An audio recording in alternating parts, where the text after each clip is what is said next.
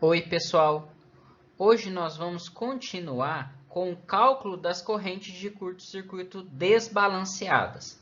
Na aula de hoje, nós vamos ver a respeito do curto-circuito fase-fase, que ocorre quando duas fases se tocam. Da mesma forma que foi feito na aula passada a respeito do curto-circuito fase-terra, no curto-circuito fase-fase, nós vamos aplicar um procedimento para desenvolver as equações de curto-circuito desbalanceadas. Para isso, nós vamos utilizar essas seguintes equações, que é possível obter o valor das correntes de sequência por meio da nossa matriz de transformação inversa, vezes os valores das correntes ABC. Da mesma forma que é possível obter o valor das tensões ABC com a nossa matriz transformação vezes as tensões de sequência. E também é possível calcular o valor das tensões de sequência, sendo que V0 vai ser menos E0 e 0, V1 vai ser a tensão pré-falta menos E1 e 1, e V2 vai ser igual a menos E2 e 2. Então, aqui está apresentado o diagrama que vamos utilizar para definir qual é o valor da corrente de curto-circuito fase-fase. Então, aqui nesse caso, foi considerado um curto-circuito entre as fases B e C. Portanto, definindo as condições de contorno, a corrente IA vai ser igual a zero, uma vez que ela não é uma fase com falta. IB vai ser igual a menos IC, é o único lugar, o único caminho da corrente entre as fases. Então, IB vai ser o sentido contrário de C, então IB é igual a menos IC. E IB, que é igual a menos IC, é igual a VB menos VC, isso tudo dividido pela impedância de falta. Então, IB é VB menos VC sobre ZF. Aplicando as condições de contorno nessa equação das correntes de sequência, nós vamos observar que aqui no lugar de A foi colocado 0, em IB está IB mesmo, e no lugar de C foi colocado menos IB. Aqui, I0 vai ser igual a IB menos IB, que é igual a 0. Então, nós já podemos concluir que não existe corrente de sequência zero em faltas fase-fase. Isso nós podemos também relembrar que as correntes de sequência zero, elas passam pelo neutro aterrado do sistema. Como nesse caso não houve nenhuma falta à Terra, não existe caminho de corrente para a Terra, não vai existir correntes de sequência zero. Então, faltas fase-fase, não existe tensão nem corrente de sequência zero. Já a corrente de sequência positiva vai ser A vezes IB dividido por 3, menos A quadrado vezes IB dividido por 3. Pegando aqui o valor de IB, e substituindo na equação, nós vamos observar que o I1 vai ser igual a VB menos VC dividido por 3ZF, isso tudo multiplicado por A, menos A quadrado vezes VB menos VC dividido por 3ZF. Já o I2 vai ser o oposto, A quadrado IB sobre 3 menos A vezes IB dividido por 3. Então, uma vez que eu tenho o oposto de I1 aqui, o oposto do valor de 1, nós podemos concluir que o I2 é igual ao menos I1. É possível também desenvolver qual que é o valor de VB menos VC. Nesse caso, VB menos VC vai ser igual a V1 vezes A quadrado menos A, mais V2 vezes A menos A quadrado. Jogando esse valor aqui na equação de I1 que encontramos no slide anterior, nós vamos obter essa equação aqui para o I1. Lembrando que o I1 é igual a menos I2. Então, uma vez que eu encontrar o I1, facilmente eu consigo encontrar o I2. Desenvolvendo essa equação e aplicando a igualdade de correntes que foi mencionada anteriormente, nós vamos obter que I1 é igual a E dividido por Z1 mais E2 mais ZF. Uma vez que 2 é menos I1, então I2 vai ser menos E dividido por Z1 mais E2 mais ZF. Lembrando que E é a tensão de sequência positiva, pré-falta, fase, neutro. Para obter o valor da corrente de curto-circuito bifásica, nós vamos definir, né, qual que é o valor das correntes IA, IB e IC por meio da matriz transformação. Então, aqui eu vou substituir, primeiramente, o valor das correntes que encontramos anteriormente. Então, o nosso I0 vai ser igual a 0, o I1 é igual a I1 mesmo, e o I2 é igual a menos I1. Jogando aqui os valores da matriz transformação, IA vai ser igual a 0, IB vai ser A quadrado menos A vezes I1, e C vai ser A menos A quadrado vezes I1. A menos A quadrado nada mais é que menos J raiz de 3. Então, IB vai ser igual a menos J raiz de 3 I1, e C vai ser igual a J raiz de 3 I1. Com essa definição, nós podemos, então, encontrar o valor da corrente de curto-circuito bifásica, ou fase-fase. Então, a corrente de curto-circuito bifásica nada mais é que igual ao valor da corrente B, que é igual ao valor de menos IC, que é igual a menos J raiz de 3 vezes I1. Jogando o valor de I1, nós podemos concluir que a corrente de curto-circuito bifásica é igual a menos J raiz de 3 vezes a tensão pré-falta, fase neutro, dividido por Z1 mais Z2 mais ZF.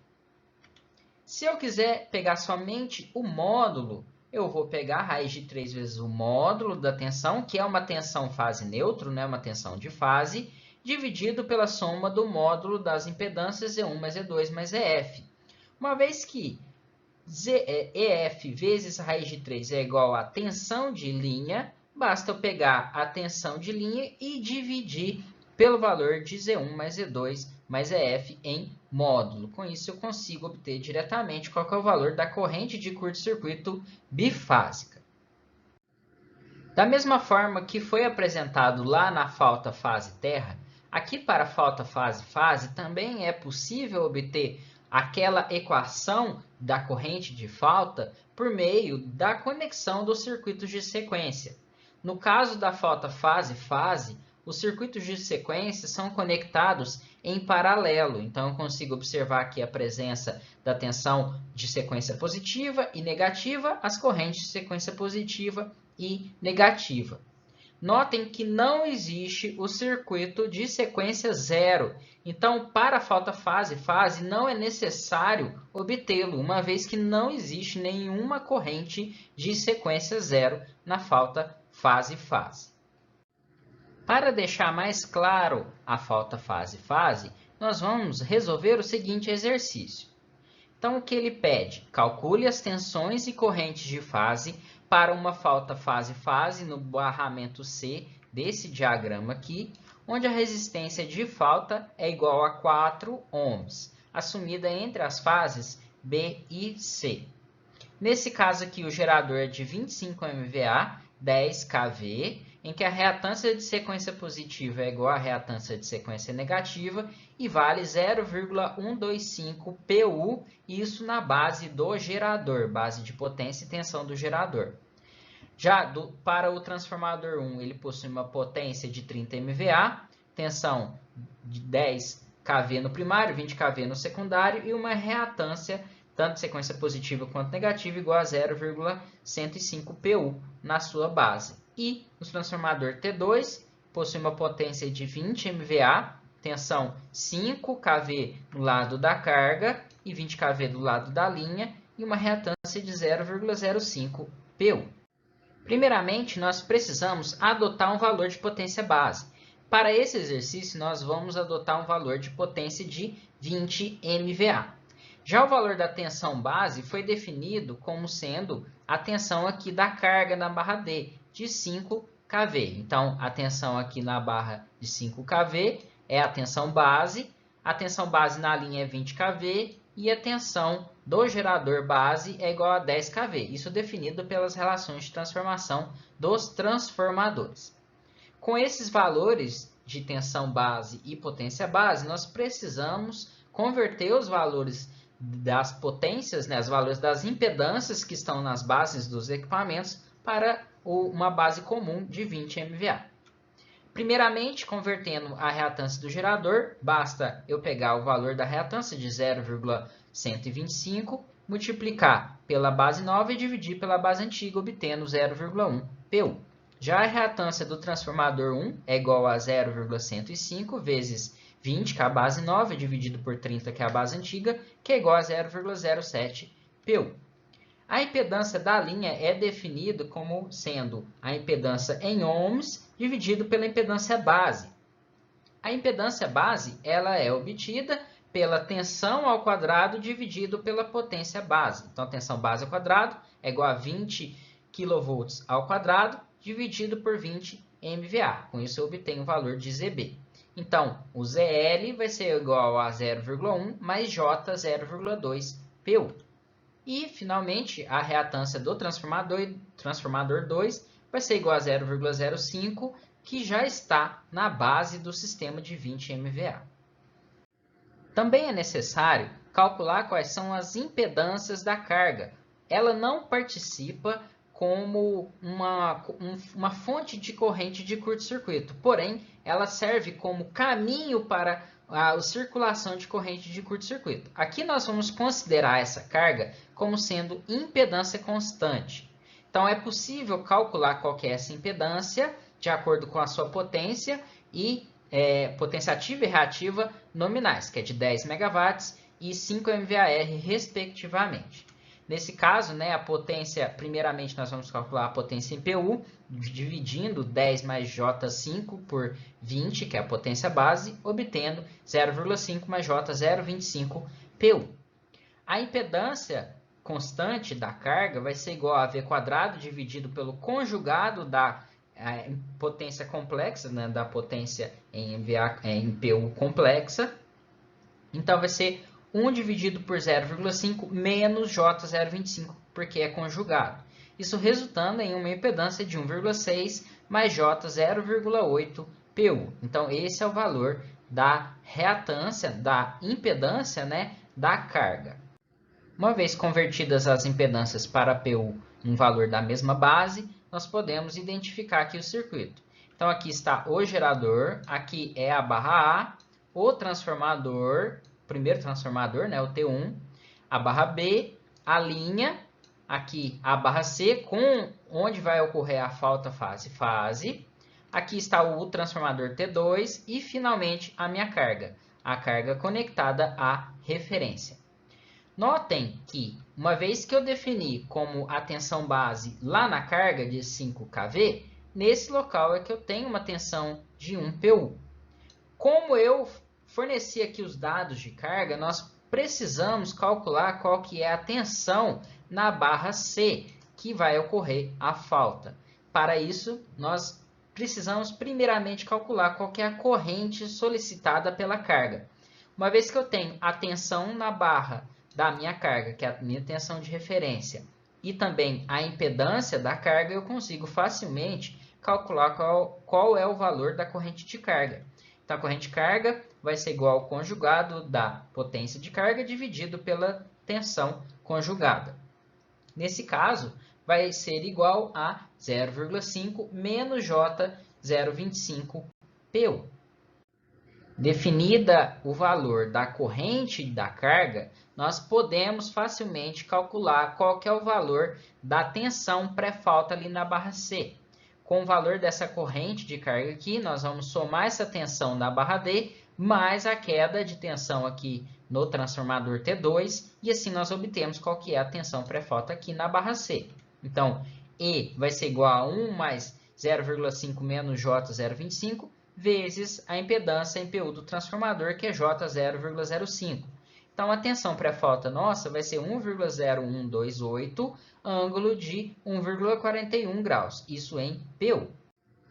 Uma vez que a impedância de sequência positiva é igual à impedância de sequência negativa, os circuitos de sequência são facilmente obtidos. Então, aqui está apresentado o circuito de sequência positiva, que deve estar presente aqui a tensão, né, a fonte de tensão do gerador, uma vez que ele é uma fonte de corrente. Aqui também o valor da impedância do gerador, do transformador, da linha, do transformador 2 e também a impedância da carga. Está aqui destacado o local em que deve ser calculado o valor da impedância de Thevenin para definirmos, né, o valor de Z1, a impedância equivalente de sequência positiva.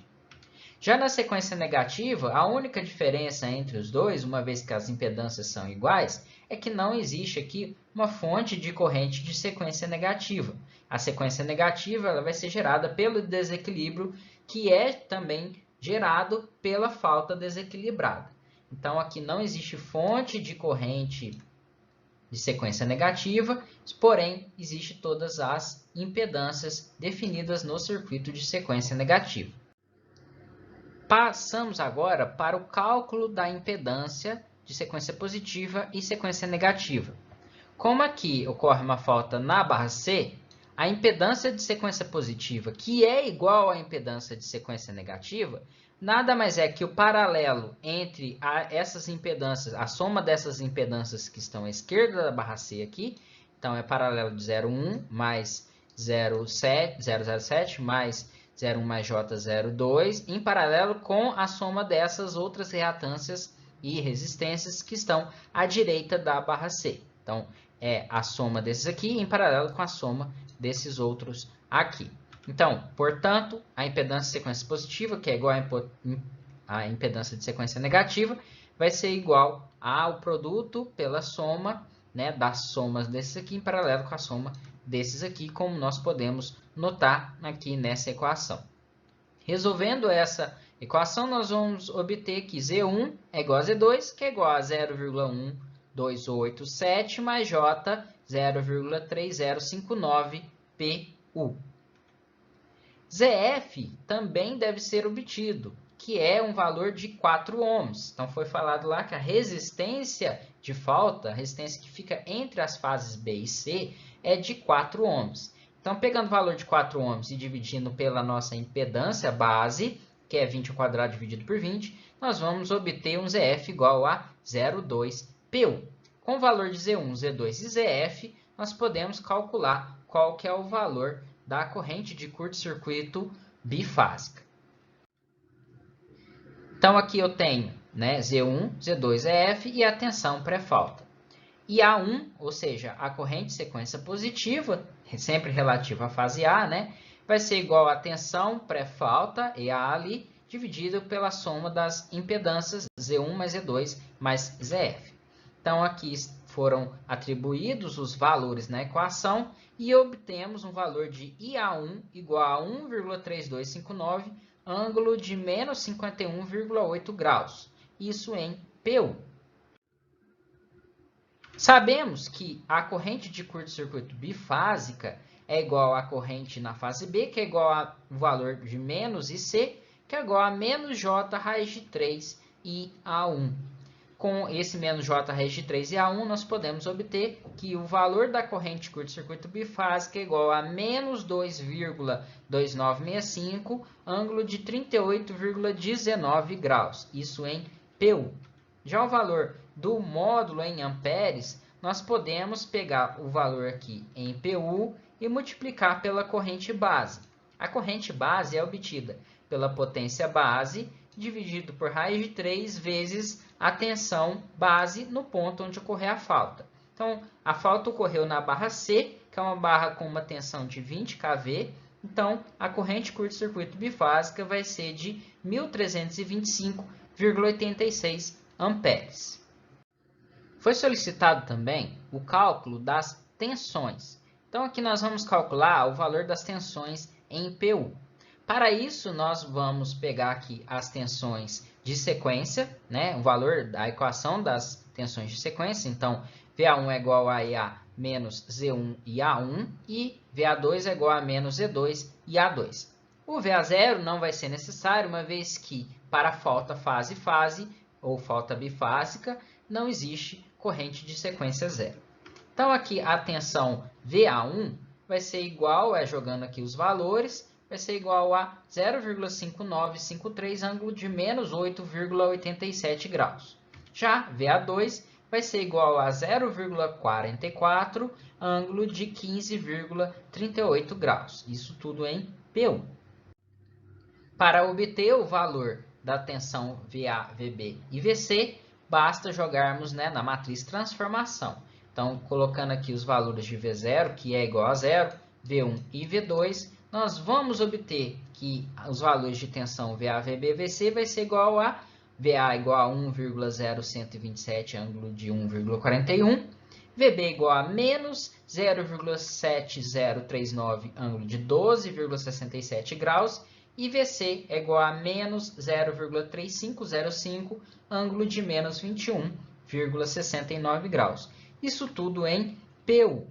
Caso seja necessário obter as tensões de linha, aqui foi obtida as tensões fase neutro, nós precisamos fazer que VAB é igual a VA menos VB, VBC é igual a VB menos VC, e VCA é igual a VC menos VA. Então, com esses valores aqui de tensão fase neutro, nós também podemos obter os valores de tensão fase-fase. Bom, pessoal, era isso que eu queria mostrar para vocês.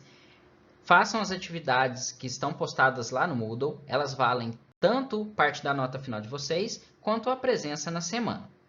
Muito obrigado pela atenção e até mais.